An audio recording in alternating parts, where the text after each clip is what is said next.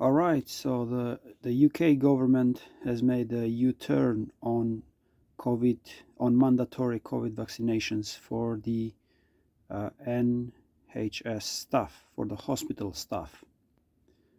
So you can read all about it here.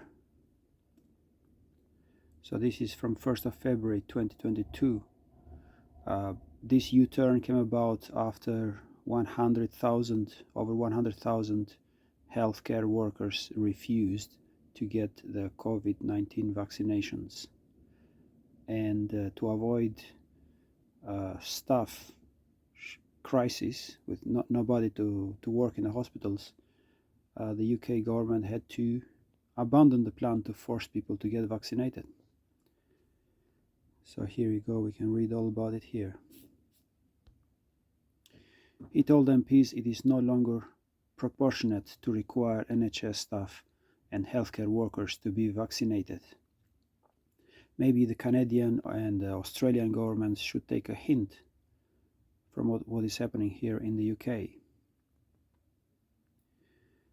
Okay, so we can go further down. British Medical Association. Oh, yeah, that's right.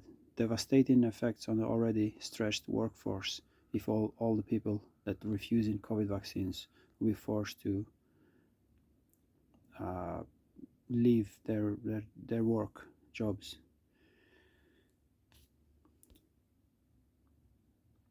You can read this bit here, so pause this video and read it. And here we got Jeremy Horrible Cunt, who voiced his concerns over the U-turn.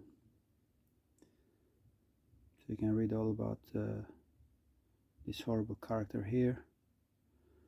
And further down,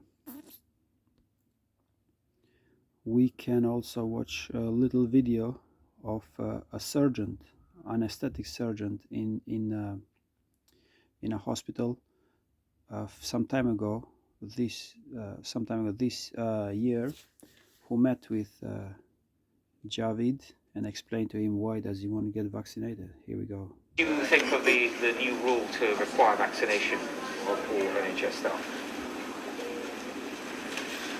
I'm not happy about that. So, You're not happy with it, tell me. So I've had COVID at some point. Yeah. I've got antibodies. Yeah. I've been working on COVID ITU since the beginning. I have not had a vaccination. I do not want to have a vaccination. I think 100,000 other people in the NHS think that we're speaking our mind because we do not want to be coerced into having a vaccine that's still in experimental trial stages, a vaccine that's got side effects that are not really clearly talked about at present, and people are concerned that they're higher than are being shared, a vaccine that isn't really very effective in stopping serious disease in the healthy population because the healthy population doesn't get very serious disease from COVID. I've never seen someone who's fit and well on intensive care. I know some people have had serious problems from COVID who've been otherwise well.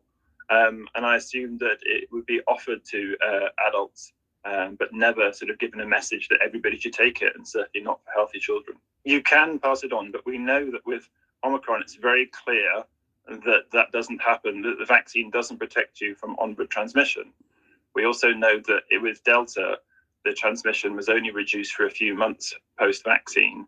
And we also know that that's not comparing people who've got natural immunity versus people who hadn't got natural immunity and got the vaccination.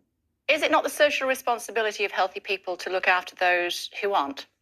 I believe it's the social responsibility of healthy people to get natural immunity. I think it's historically much more likely to be long-lasting than a vaccine-induced immunity. And I think studies are bearing that out now. I will not be having a COVID vaccination, not unless the entire landscape of COVID and the vaccine changes.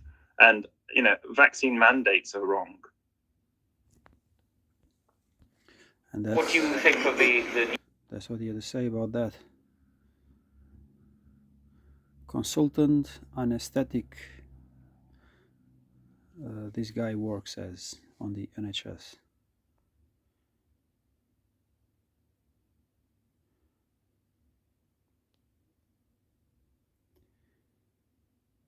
There we go. So like I said, like at the moment, the Australian and the Canadian government are still trying to force people to get injections. So maybe they should learn from what happened here in the UK with the government.